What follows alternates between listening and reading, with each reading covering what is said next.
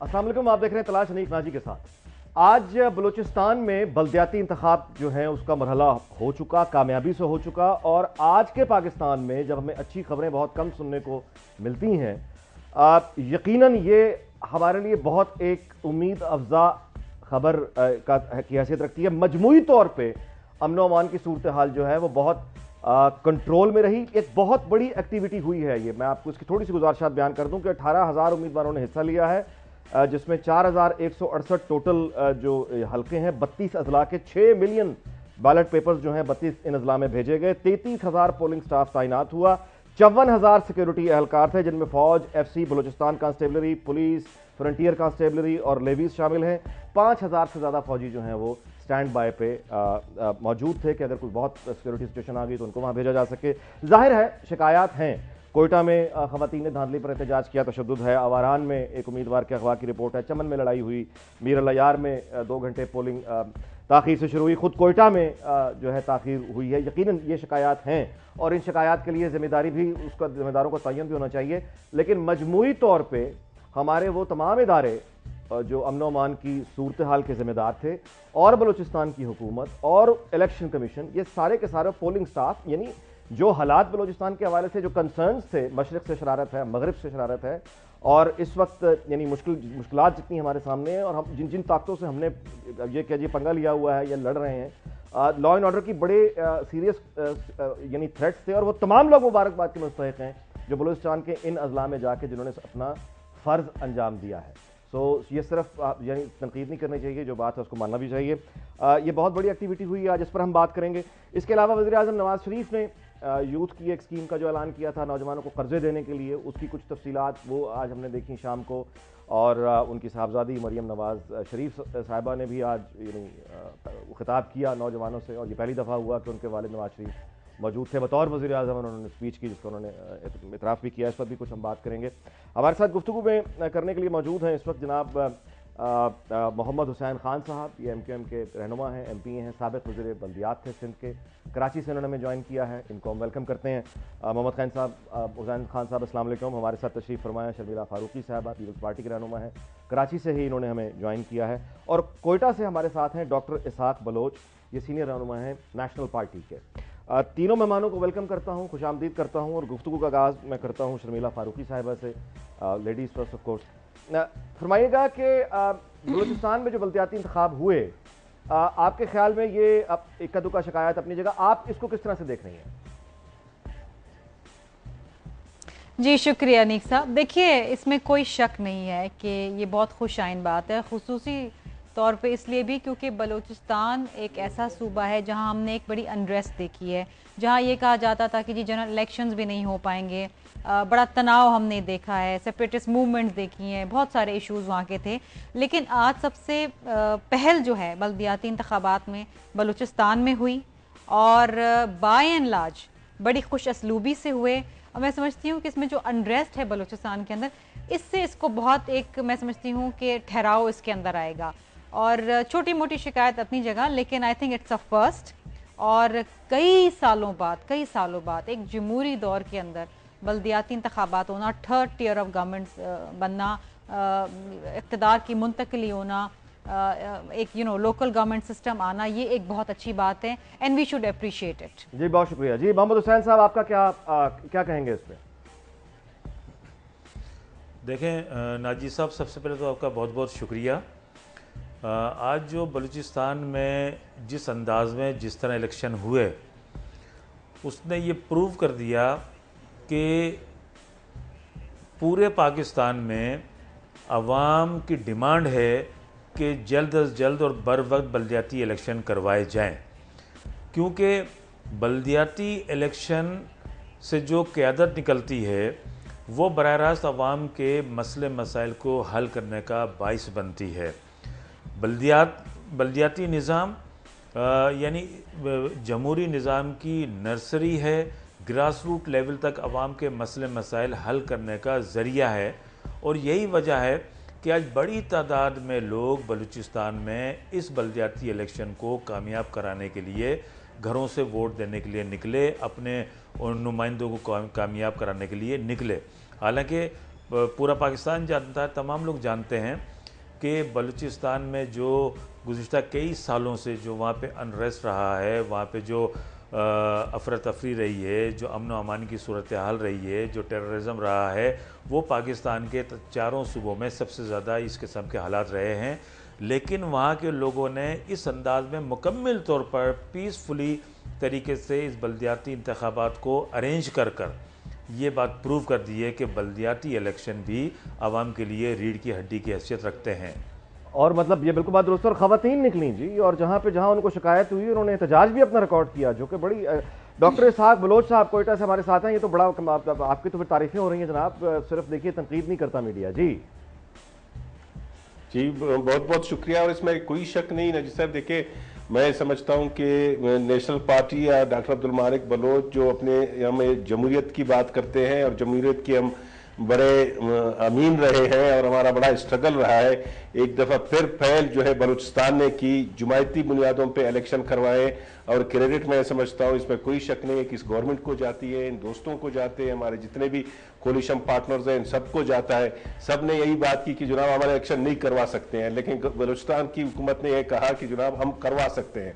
अब मैं इतनी इस्तेदाद है, हमें इतनी ताकत है, अब मैं इतनी जो है हम इसको इतनी इसके इंतजामात कर सकते हैं, उसकी बुनियाद पे आज इलेक्शन हुए। और मैं समझता हूँ कि बल्दियाती इलेक्शन और ग्रास रूट लेवल पे हम जमहूरियत की बात करते हैं, लोगों को एम्पावर करने की बात करते हैं, उनको इख्तियारात देने की बात करते हैं, तो उसमें कोई भी जमहूरी हुकूमत मकामी हुकूमतों के बगैर वो नामुकम्मल है। उसको मुकम्मल करने के लिए सबसे अहम स्टेज और सबसे अहम बात यही थी।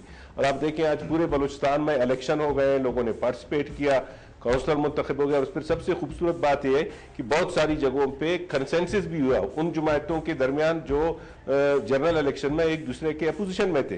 तुर्बत में भी कंसेंसस हुआ, नेशनल पार्टी का हुआ कंसेंसस, इवन BNP अवामी के साथ। इसी तरीके से खुशदार में कंसेंसस हुआ अख्तर मेंगल साहब की जमात का, और वहाँ पे जो है सरदार सनाउल्लाह साहब की जो जमात थी उनके साथ हुआ। तो अच्छा, ये सारी ये तो बातें डिटेल्स है। डॉक्टर साहब गुजारिश ये है कि यानी यहाँ तक तो बात तय हो गई कि सब दूसरी सियासी यानी रहनुमाओं ने भी आपने सुन लिया ऑन रिकॉर्ड, हमने भी यानी इस बात की तारीफ की। असल में हमारे बलोची भाई हैं, उनकी हिम्मत और हौसले की भी हमने तारीफ की, स्टाफ की भी हौसले की बात की, और अल्लाह का शुक्र है हमने अल्लाह का शुक्र भी अदा किया कि सब खैर से हुआ। लेकिन अब आपके ख्याल में ये कितना बड़ा इम्तिहान है? अवाम ने तो अपना काम कर दिया, वो तो वोट डाल के आ गए, हालात जैसे भी थे। अब जो यानी ये जो नुमाइंदे मुंतखब हुए हैं, अब इनका इम्तिहान है कि जो फंड्स इनको मिलेंगे उस फंड्स का ये इस्तेमाल कैसे करेंगे, लोगों के मसाइल हल करने में कितनी दिलचस्पी रखेंगे। और शर्मिला साहिबा से मैं यहाँ सवाल करूँगा कि जो हम गुफ्तगू ये सुनते आए हैं कि वहाँ पे यानी ख़वातीन को अगर यानी जिंदा दफना दिया जाता है गैरत के नाम पे, इस तरह की शिकायत अगर हमारे सामने है, तो अब इन कबायली रसूमों रिवाज की जो मनफी जो रवैये हैं जिनका शिकार ख़वातीन बनती हैं या लोग बनते हैं, सरदारी निज़ाम, इसको तोड़ने में अब ये अवामी नुमाइंदे क्या कोई किरदार अदा कर सकेंगे या नहीं कर सके? लोगों ने अपना फर्ज अदा कर दिया, इस पर हम बात करेंगे इस ब्रेक के बाद।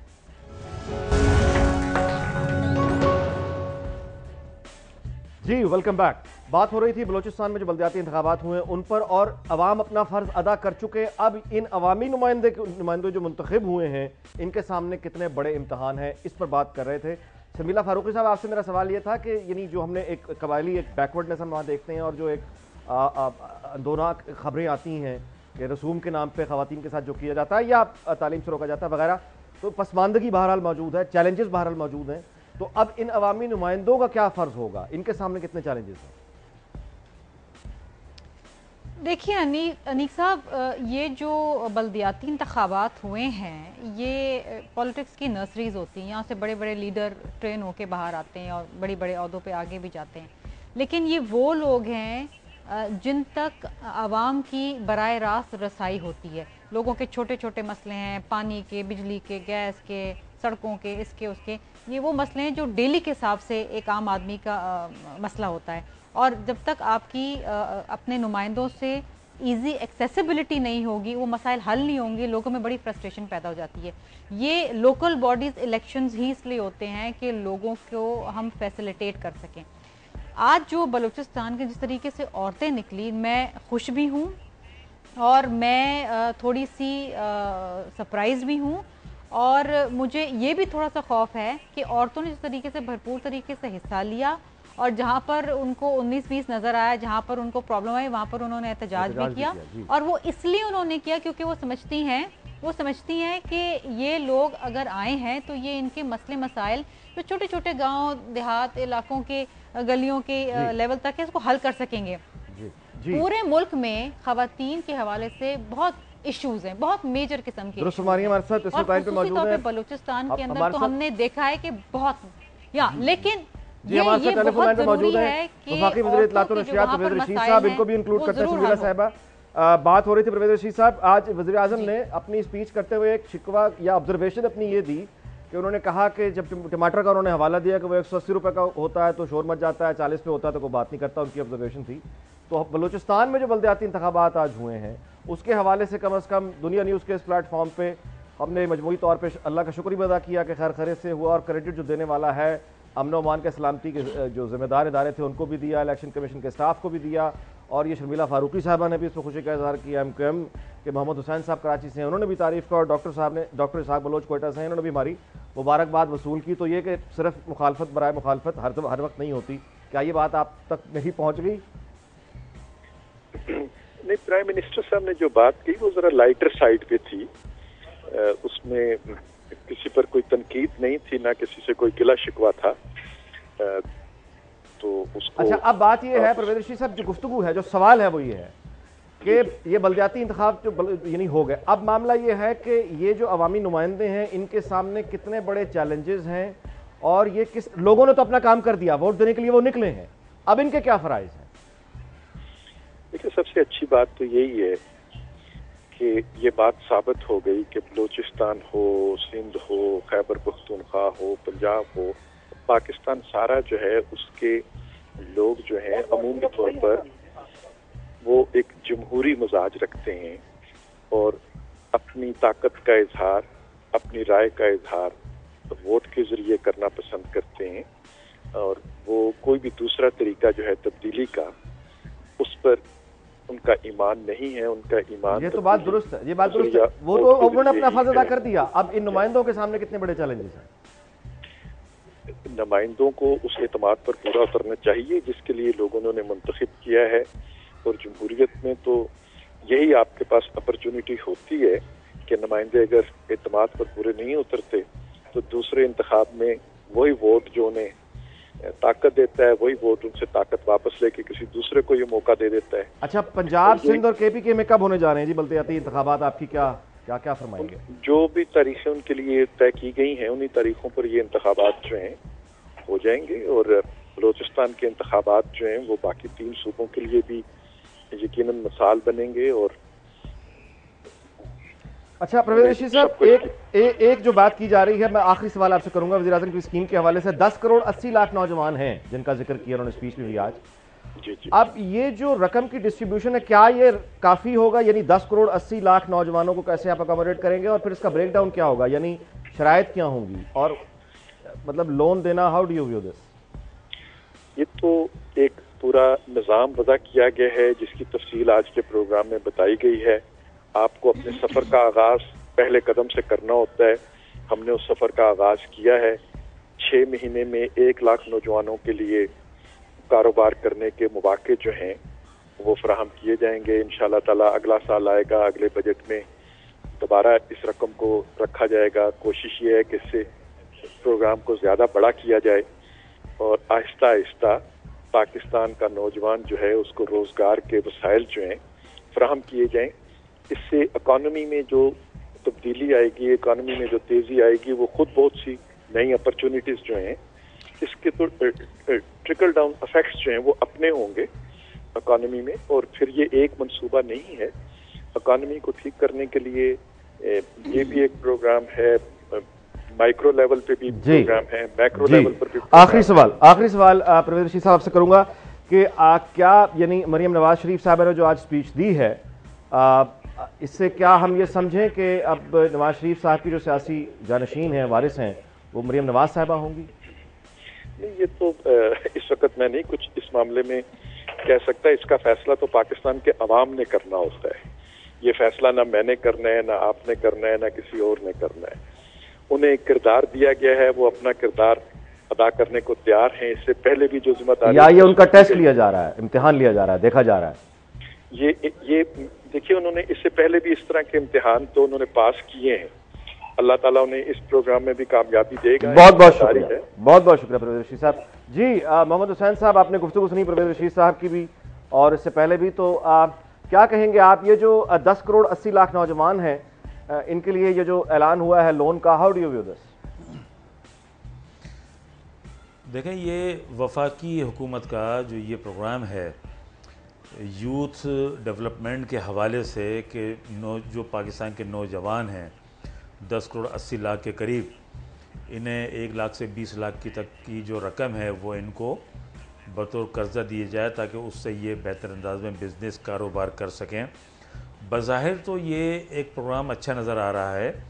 अब ये जैसे जैसे ये फेडरल गवर्नमेंट का ये प्रोग्राम आगे बढ़ेगा और इसके जो अगराज़ व मकासद हैं वो सामने आएंगे, इसके मेरिट्स और डीमेरिट्स सामने आएंगे कि आया मेरिट्स की बुनियाद पे लोगों को लोन दिया जाता है, ये ज़रूरियात की बुनियाद पे लोन दिया जाता है, ये जो अच्छे प्लान बना के रहेगा बिज़नेस प्लान उसकी बुनियाद पे दिया जाता है।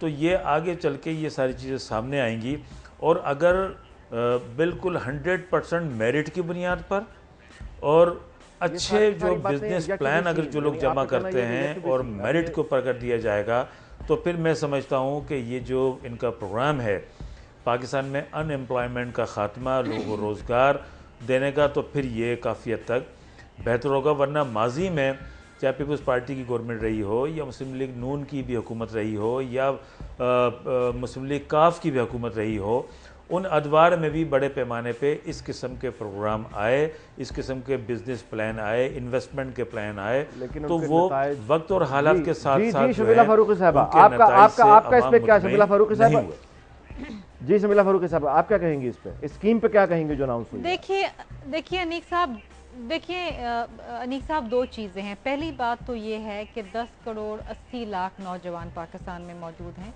और ये प्रोग्राम चंद लाख नौजवानों को इससे फ़ायदा पहुंचेगा। जो बाकी रह जाएंगे उनमें कितनी फ्रस्ट्रेशन पैदा होगी, कितने मसले मसाइल और पैदा हो जाएंगे इससे।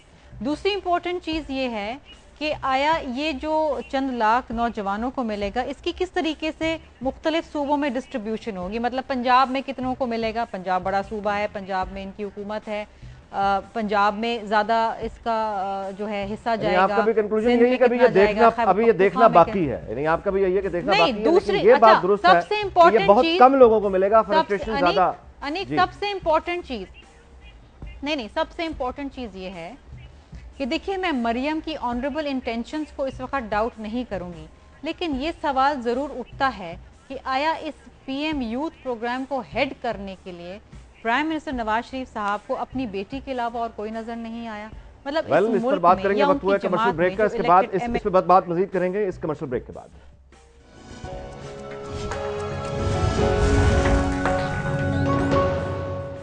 जी वेलकम बैक। इससे पहले गुफ्तगू में शर्मिला फारूकी साहबा ने कराची से कुछ एक दिलचस्प सवाल उठाया था, उस पर यकीनन हम बात करेंगे, लेकिन उससे पहले हमें ज्वाइन किया हाफिज हमदुल्ला साहब, सेनेटर हैं, इन्होंने ज्वाइन किया हमें कोयटा से। इनसे भी ज़रा बात करते हैं और उनसे पूछते हैं, जमीयत उलमा इस्लाम से इनका ताल्लुक है, सेनेटर हैं, इनसे पूछते हैं कि बलूचिस्तान के आज इंतखाबात, अभी तक तो हम तारीफ कर रहे थे, इनकी क्या कुछ शिकायतें भी हैं? जी सेनेटर साहब, अस्सलाम वालेकुम। वालेकुम अस्सलाम जी, आपके क्या यानी आज का जो दिन है बलदियाती इंतखाब बलूचिस्तान में, आपकी कुछ रिजर्वेशन हैं? बिस्मिल्लाहिर्रहमानिर्रहीम। अनीक भाई, बात ये है कि हम पहले भी कह चुके हैं कि 11 मई के इलेक्शन जो हुआ, आज का बलदियाती इंतखाबात उसकी दूसरी किस्त है। लिहाजा ये इलेक्शन जो आज बलूचिस्तान में हुआ, आप देखे जिन जिन अजला से सरकारी पार्टी जनरल इलेक्शन में जितवाए गए थे, उन्हीं अजला में इस बलदियाती इलेक्शन में उन्हीं को अक्सरियत मिली। पहले जिसने जितवाया, जिन कुव्वतों ने जितवाया, वो भी आपको भी मालूम है, और सब पाकिस्तान की जितनी पोलिटिकल बड़ी बड़ी सियासी पार्टियां हैं, हर सूबे से जिनका ताल्लुक हो, 11 मई का इलेक्शन पर सब ने सवालात उठाए हैं। लिहाजा आज का बलदियाती इंतखाबात जो बलूचिस्तान में हुए, इसमें आरओ और डीआरओ डिप्टी कमिश्नर और असिस्टेंट कमिश्नर की सूरत में थे। और वो सारे के सारे वजीर आला साहब और 3 सरकारी पार्टियों के बलबूते पे और उनके डिस्पोजल पे वहां लगाए गए थे। वक्त से पहले बैलेट पेपर तकसीम किए गए थे, हमने पकड़े हैं। यहाँ तक हुआ है कि हमें फार्म मिले हैं 14 नंबर फार्म, जिसमें हम जीत चुके हैं। अभी हमें इतला आ रही है कि आप हार गए। तो आप कैसे हार गए, पहले कैसे जीत गए और अब कैसे हार गए? इसका सबूत यह है कि जिला हरनाई में सूबा एडिशनल जो आपका सेक्रेटरी है इलेक्शन कमीशन का और कमिश्नर सिब्बी, ये खुद सुबह हरनाई गए। हरनाई में बाकायदा बैलेट पेपर अच्छा, पकड़े अब गए। ये तो आपने बड़े संगीन किस्म के, अब ये तो आपने सारा प्रोग्राम का वो, हम तो इसमें खुशी का इजहार कर रहे थे कि बहरहाल अमन अमान की सूरत ओवरऑल ठीक रही। डॉक्टर इसहाक बलोच साहब फरमाइए, ये तो बड़े इसहाक बलोच साहब, ये तो संगीन इल्जाम लगे हैं जी, क्या जवाब है? देखिए जी, मैं इस पे सिर्फ एक कहना चाहता हूं कि इलेक्शन जो है वो खुद इत्तेसाब है, और मैं समझता हूं कि गुज़िश्ता 10-15 सालों से जो जमायतें आज अपोजिशन में, उन्होंने यहाँ पे हुक्मरानी की, उन्होंने यहाँ पे हुकूमत की। और मैं आपको ये बताऊं कि उससे अभी 14 वजीर है, उस वक्त 65 के 65 वजीर थे और बलूचिस्तान में कोई अपोजिशन नहीं थी। पहली दफ़ा मैं समझता हूं कि जिन पार्टियों ने, क्योंकि इलेक्शन जो है वो लोगों को उस वक्त जो वोट की पर्ची की अहमियत लोगों को उस वक्त मालूम होता है, नुमाइंदे को, वो अपने लोगों का इत्तेसाब करता है। और 11 मई का इलेक्शन भी वो एक इत्तेसाब था। अब ये जो इलेक्शन हुआ है इसमें कोई शक नहीं, फर्ज करो कहते हैं डिप्टी कमिश्नर और आरओ, तो यहाँ पे जुडिशरी जो है सुप्रीम कोर्ट ने काम देते नहीं है। इलेक्शन कमीशन का अपना कोई अमला नहीं है कि वो सारे जगहों पे रिटर्निंग ऑफिसर वो, असिस्टेंट रिटर्निंग ऑफिसर वो, प्रेसिडेंट ऑफिसर हो, या फिर इन्हीं ऑफिसर से उनको करवाना है। रही बात ये कि यहाँ पे जो है इस किस्म के वाकयात हुए, मैं ही नहीं समझता हूँ। सबसे पहली बात यह है कि पहल हमने की और हमने जुमायती बुनियादों पे इलेक्शन करवाए। पिछली हुकूमतें थी, पिछली जो हुकूमत थी, सेनेटर साहब वैसे आप क्रेडिट देंगे गैर जुमायती इलेक्शन करवाएंगे जी। सेनेटर साहब वैसे ये क्रेडिट तो आप देंगे कि अमन अमान के सलामती के जिम्मेदार इदारों को, कि बहरहाल एक लॉ एंड ऑर्डर सिचुएशन उस तरह क्रिएट नहीं हुई, औरतें वोटर बड़ी बहादुरी से अपने घरों से निकला। जी मुझसे पूछ रहे हैं जी हाफिज साहब।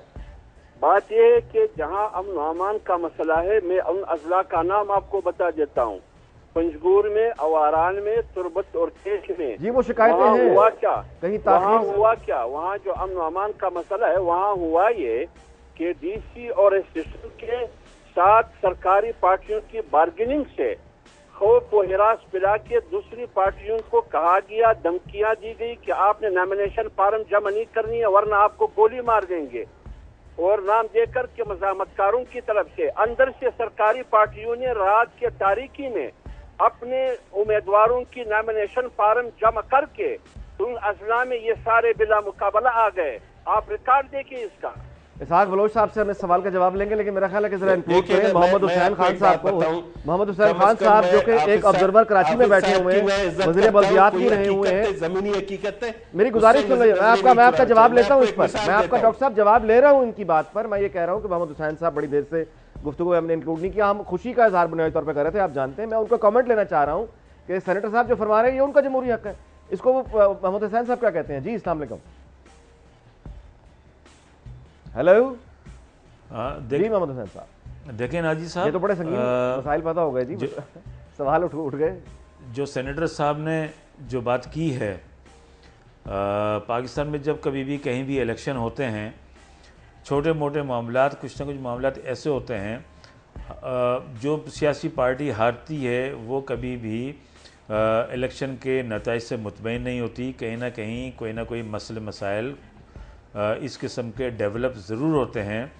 लेकिन उसके साथ साथ आप ये देखिए कि एक ऐसा सूबा कि जहाँ पर सबसे ज़्यादा लाइन ऑर्डर की सिचुएशन ख़राब थी और आवाम में भी एक बम धमाकों और मुख्तलिफ़ किस्म की दहशतगर्दी की कार्रवाइयों की वजह से आवाम में भी खौफ व हरास था।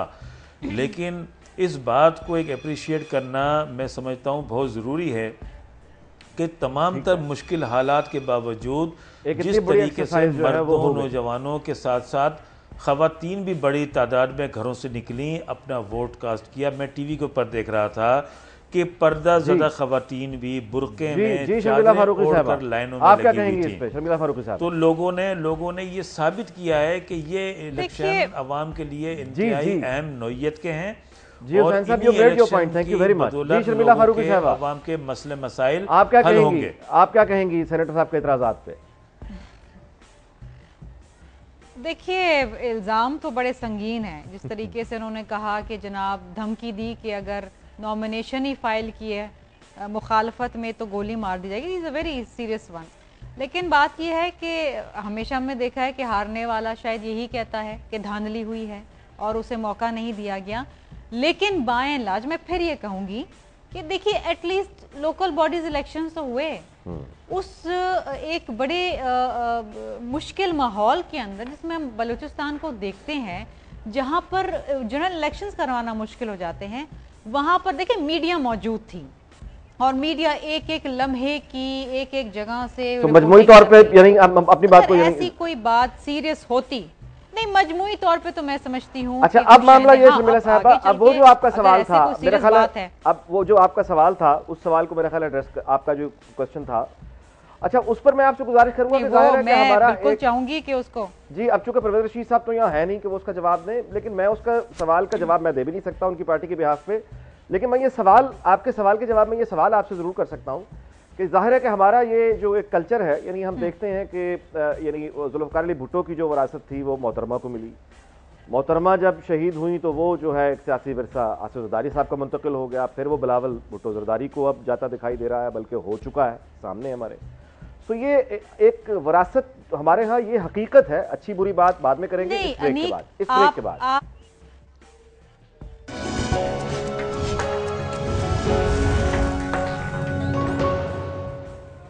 जी वेलकम बैक। जी शर्मिला फारूकी साहब, आप बयान फरमा रही थी, आपको क्या एतराज है? आपका एतराज जी पहले आप बताइए, फिर उसके बाद बात करता हूँ। जी देखिए अनीक, आप देखिए, आपने बात करी कि शहीद जुल्फ़िकार अली भुट्टो साहब से जो सियासत का मनसब था वो मोहतरमा शहीद बेनज़ीर भुट्टो साहिबा को गया, फिर बिलावल भुट्टो ज़रदारी। मैं ये सियासी मनसब की बात नहीं कर रही। अगर नवाज शरीफ साहब मरीम नवाज शरीफ साहिबा को अपना सियासी जानशी मुकर्रर करते हैं, मुझे कोई एतराज़ नहीं है। अगर पार्टी उनको एक्सेप्ट करती है, अवाम उनको एक्सेप्ट करती है, गुड फॉर हर। मैं यहाँ बात कर रही हूँ पब्लिक मनी की। अच्छा, ये जो इस वक्त पैसा दिया जा रहा है नौजवानों को, ये पब्लिक मनी है जी, और ये पब्लिक मनी है। बिल्कुल, ये अनीक साहब कोई नवाज शरीफ साहब की जाती किसी पब्लिक मनी है और इसलिए हम इस पे बात भी कर रहे हैं, पब्लिक मनी बात भी कर रहे हैं। लेकिन मैं आपसे गुजारिश करूं कि गुलाम इसाक खान ने जब नवाज शरीफ साहब की असेंबली हुकूमत तोड़ी 18 अप्रैल 1993 को, उसके बाद एक केयर टेकर गवर्नमेंट बनी थी जिसमें आसिफ अली जरदारी साहब को केयर टेकर मिनिस्टर बनाया गया था जेल से निकाल के। उस वक्त उनकी क्या अहलियत थी? वो भी तो पब्लिक मनी थी। देखिए, आसिफ अली जरदारी साहब की अपनी एक स्ट्रगल है। आसिफ अली जरदारी साहब का खानदान सियासी खानदान है। सिर्फ मोहतरमा बेनज़ीर भुट्टो शहीद साहिबा से शादी करने के बाद वो सियासत में नहीं आए। उनके वालिद साहब पहले से सियासत में थे, पीपल्स पार्टी के टिकट पर इलेक्शन लड़ते थे। लेकिन मैं यहाँ पर एक बात करना, केयर टेकर मिनिस्टर बनना, देखिए केयर टेकर मिनिस्टर की क्या क्राइटेरिया होती है? आज भी जब हमने जनरल इलेक्शन में देखा, हम देखिए पब्लिक ऑफिस है और हम पब्लिक में से, मैं सिर्फ ये कह रहा हूं कि ये हकीकत हमारे सामने। अनीक साहब नहीं, आप मुझे जी फरमाइए। जी, शायद आपको कोई, देखिए शायद आपको कोई मेरी ये बात बुरी लग गई कि मैंने मरियम के ऊपर एक सवाल उठाया, लेकिन मैं बात ये करना चाह रही हूं, पब्लिक ऑफिस अगर वो होल्ड कर रही है तो उनकी परफॉर्मेंस पे बिल्कुल आप बात कर सकती हैं। जी, मैं एक चीज की वजाहत कर दूं। केयर टेकर मिनिस्टर्स आते हैं for a specified period of time, for a specific purpose, कि आपने इलेक्शंस करवाने हैं और जनाब आपने फ्री एंड फेयर इलेक्शंस कराने, ये रिस्पांसिबिलिटी होती है। कोई मेजर पॉलिसी डिसीजन में वो नहीं ले सकते, कोई रिक्रूटमेंट वो नहीं कर सकते। मेरा यहाँ पर सवाल ये है, अगर आपका सवाल है तो ठीक है, मैं इस पर मेरी बात सुने ना। अरबों रुपए का पैसा है यहाँ पर, अरबों रुपए का पैसा है जिसकी डिसबर्समेंट होनी है। यहाँ पर खुद ही कहा आज उन्होंने 10 करोड़ 80 लाख नौजवान। अच्छा, गुजारिश अब ये कि हमारा सारा शो का मौजू जो है वो दूसरी तरफ अब हो गया है। मैं इसका दूसरी चीज, मैंने सवाल के जवाब में एक सवाल उठाया था। अच्छा, मेरा सवाल आपसे, अनीक साहब मेरा सवाल आपसे ये है, बाकी भी हमारे दोस्त बैठे हैं जी, बाकी भी हमारे दोस्त बैठे हैं, अखबार में इश्तिहार दे के, पता नहीं चलता क्या गुफ्तगू। जी मेरी बात सुनिए, मेरी गुजारिश सुन लीजिए, बाकी भी दोस्त बैठे हैं। अच्छा, आपको बड़ा सख्त अगर कोई न्यूट्रल मेरिट पे बंदा इस मनसब पे ले आते तो क्या बुराई थी? पहले भी अखबार में इश्तिहार, अगर एक न्यूट्रल बंदा अखबार में इश्तिहार दे के मेरिट पे ले आते। शर्मिला देखिए, साहबा को अगर तो बड़ा मरियम सख्त साहिबा की अच्छा पॉलिटिकल ट्रेनिंग करनी है तो मेरी उसके बात और सुने, भी वो रास्ते स्ट्रगल हैं। हमने उनकी देखी है, पहले भी वो एक पॉलिटिकल स्ट्रगल में रही हैं, अभी भी उनको एक वो मेरा ख्याल है वो पब्लिक, मैं उनको डिफेंड नहीं कर रहा, मैं आपको सिर्फ ये कह रहा सर हूं हम सब पॉलिटिकल स्ट्रगल में रहे, देखें हम आप सब रहे हैं। शर्मिला फारूकी आसिफ साहब आप भी एक जरदारी प्रिविलेज साहब रहे हैं, फैमिली से बिलावल हैं, आप भुट्टो कौन सी जरदारी साहब देखिए रही हैं, शर्मिला बीबी फारूकी साहब बख्तावर रही आपका हैं, ताल्लुक बीबी खुद आसिफा प्रिविलेज रही क्लास से हैं, है, सब रहे, छोटे-छोटे आप बच्चे थे किसी जेल मेहनत में से कश आते की थे। वो तो नहीं है ना। देखिए अब जरा बातें आगे चली जाएंगी, अब इस मौजूद से हम हट जाएंगे, प्लीज बीबी, मुझे माफ देखिए, कीजिए। मेरी बात डॉक्टर सुने। इसहाक बलोच तो साहब, तो डॉक्टर मरियम इसहाक साहिबा बलोच भी साहब, किसी देखिए मरियम डॉक्टर साहिबा इसहाक भी बलोच किसी लोहार साहब, की बेटी डॉक्टर नहीं है, इसहाक वो आप भी किसी मेहनत कश दो की बेटी टाइम नहीं है। पहले अच्छा प्राइम प्लीज मिनिस्टर की बेटी डोंट है। Go there, please please Sharmila साहब आप आज तो प्लीज। देखें, आज का डॉक्टर जो इसहाक प्रोग्राम बलोच है, साहब जी जी बताइए, सेनेटर नहीं, साहब के मेरा कुछ मुझे जिम्मे समझ थे में आ आपका। रहा प्रोग्राम है, अनीक साहब जी, कि आप यहाँ पर क्या हाँ, बलोच मैं साहब जी, एंकर फरमाइए, represent प्लीज। कर रहे फारूकी साहिबा। हैं, you are an anchor, जी you मैं need to be- रिप्रेजेंट नहीं कर रहा, मैं आपसे गुजारिश कर रहा हूं कि वो अपनी सफाई के लिए मौजूद नहीं है। शर्मिला फारूकी साहबा, आप जिन पर इतराज कर रही हैं देखिए उनकी ना- तर्जुमानी के लिए कोई शख्स मौजूद नहीं है यहाँ। आप वन साइडेड बैशिंग कर रही हैं, उनका जवाब देने के लिए मौजूद नहीं है। मेरा सिर्फ इतराज इतना है, मैं आपसे कह रहा हूं मौजू पे वापस आइए, आप फिर मुझे किसी के वहां लेके जा रही हैं, इस पर मैं गुजारिश। जी लेकिन आज का मौजू तो सिर्फ मैं कहता हूं बल्दियाती इलेक्शंस होने चाहिए थे। एक जो है जमहूरियत की तरफ, हम जमहूरियत की बात करते हैं, जमहूरियत के दावेदार हैं, जमहूरियत की तरफ एक बहुत ही फकीदुल मिसाल जो है वो मिसाल कायम किया गया बलूचिस्तान में, उसको अप्रिशिएट करने की जरूरत है। मैं सिर्फ यहाँ पे एक वजाहत करना चाहता हूँ, वो वजाहत है जैसे हाफिज साहब ने कहा कि जनाब वहाँ पे रातों रात एक किया गया, लोगों को धमकियाँ, ठीक है धमकियाँ दी गई लोगों को, लोगों में खौफ हिरास का माहौल भी था, उस माहौल के मद्देनजर में वहाँ पे कंसेंसस हुआ। मैं आपको मिसाल देता हूँ, तुर्बत में केच में वहां पे हमारा अपोजिशन हमेशा बीएनपी अवामी के साथ रहा है, तो तुर्बत केच में उनके साथ कंसेंसस हुआ, 10 कोई काउंसलर्स थे, उन पे वो बिला मुकाबला मुंतखब हुए, दूसरे पे नेशनल पार्टी की जो है काउंसलर्स आ गए। इसी तरीके से हम बलूचिस्तान की बात करते हैं, जो नॉर्दर्न हमारा बलूचिस्तान है, वहां पे हमारे जो पश्तून भाई रहते हैं, वहां पे दो बड़ी जुमायतें मतलब हैं, एक जो है जमीयत उलमा इस्लाम फजलुर रहमान है, दूसरा पश्तूनख्वा मिल्ली अवामी पार्टी, और साथ में जो हम नजरियाती की बात करते हैं वो भी यहाँ पे बलूचिस्तान में एग्जिस्ट करती है, और वो भी जमीयत फजलुर रहमान से निकली है। तो पहले आप इससे पहले देखें, सूबाई असम्बली देखें, कभी पश्तूनख्वा मिल्ली अवामी पार्टी आई है वहां पे, तो कभी जमीयत आई है। पिछले बहुत सारी सीटों पे जमीयत के दोस्त थे, इस दफा वो आ गए। इसी तरीके से तुर्बत की हम बात करते हैं, मकुरान की बात करते हैं, ग्वादर की बात करते हैं, कुछ इलाकों में हमारा कंपिटेंस जो है बीएनपी अवामी के साथ रहा है। गुज़श्ता 10 सालों से हुकूमत में थे, और पिछली हुकूमत में इन दो जमायतों ने बाइकाट किया था। खत्म होने वाला मैं समझता हूँ लास्ट वर्ड सेनेटर साहब, अगर आप लाइन पे मौजूद, जी सेनेटर साहब, अच्छा वो जा चुके। जी साहब बलोच साहब, लास्ट वर्ड बता दीजिए आज के दिन पे, लास्ट वर्ड। जी लास्ट है कि मैं देखता हूँ, देखिए तनकीद बराए तामीर होने चाहिए, और ये जो इलेक्शन हुए उनकी शफाफियत के गवाह सारा मीडिया है, यहाँ पे इलेक्शन कमीशन खुद मौजूद रहे हैं, और ऐसे टीमें थे जो मॉनिटरिंग कर रहे थे। और दूसरी आपको बताऊं कि इस इलेक्शन में धांधली इसलिए नहीं हो सकता, ये ग्रास रूट लेवल पे होते हैं, काउंसलर्स को जो एक पॉइंट, थैंक यू बहुत बहुत शुक्रिया बलोच साहब, बहुत बहुत शुक्रिया बलोच साहब ने वक्त दिया। शर्मिला फारूकी साहब इस मौजू पे लास्ट वर्ड्स बताइएगा, सिंध में बल्दियाती इंतखाबात के लिए क्या तैयारियां हैं? देखिए सिंध में बल्दियाती इंतखाबात जो है वो हम मुकर्ररा वक्त पे इंशाल्लाह कोशिश करेंगे कराएं, तैयारियां मुकम्मल है। डिलिमिटेशंस के ऊपर कुछ पिटिशंस हैं, कुछ तहफ़्फ़ुज़ात हैं, मुत्तहदा की भी हैं, उनको हल होना है, शेड्यूल इलेक्शन कमीशन के अंदर देना है, एंड होपफुली इंशाल्लाह अगर हालात साजगार रहे तो हमारी पूरी कोशिश होगी कि हम लोकल बॉडीज इलेक्शन करवाएं। बहुत बहुत शुक्रिया शर्मिला फारूकी साहब। मोहम्मद हुसैन खान साहब, आखिरी सवाल, MQM के हवाले से, यानी एक तो बल्दियाती इंतखाबात आपके क्या पॉलिसी है सिंध में, और दूसरा कुछ आपकी पार्टी के हवाले से कुछ तस्करा जारी है, ये ज़रा फरमाइएगा कि क्या कोई, यानी जो हम अखबारों में पढ़ रहे हैं रिपोर्ट्स कि कुछ गिरफ्तारियों की और कुछ इस्तीफ़ों की और कुछ इख्तलाफात की, इसके दरमियान क्या है, इसकी हकीकत क्या है? देखिए सबसे पहले तो आपके पहले सवाल का मैं जवाब दूं कि मुत्तहदा कौमी मूवमेंट की हमेशा से ये टॉप प्रायोरिटी रही है कि बल्दियाती election as early as possible कराए जाएं, क्योंकि आवाम के बुनियादी मसाइल का बराह रास्त ताल्लुक़ बल्दियाती ऐवानों से है। उसके साथ साथ जिस तरीके से जो कराची में गिरफ्तारियाँ वगैरह चल रही हैं, जो ये ऑपरेशन चल रहा है, इसमें मुत्तहदा कौमी मूवमेंट भी हमेशा से इस ऑपरेशन के फेवर में रही है, और हमने भी ये डिमांड की थी कि बाकायदा जो क्रिमिनल और जराइम पेशा लोग हैं उनके ख़िलाफ़ भरपूर अंदाज में ऑपरेशन किया जाए। और वो पॉलिटिकल वर्कर जिनका मुत्तहदा कौमी मुल्क से ताल्लुक़ है, अगर किसी किसी क्राइम के हवाले से उन्हें गिरफ्तार किया जाता है तो हम शुरू दिन से ये कह रहे हैं कि उन्हें वक्त बहुत कम है हुसैन साहब जी, कोर्ट के अंदर उन्हें प्रोड्यूस किया जाए और अपनी पार्टी के हवाले से बात करना चाहेंगे आप? मेरे पास किया जाए लास्ट फ्यू सेकंड्स अपनी पार्टी के हवाले से बात करना चाहेंगे?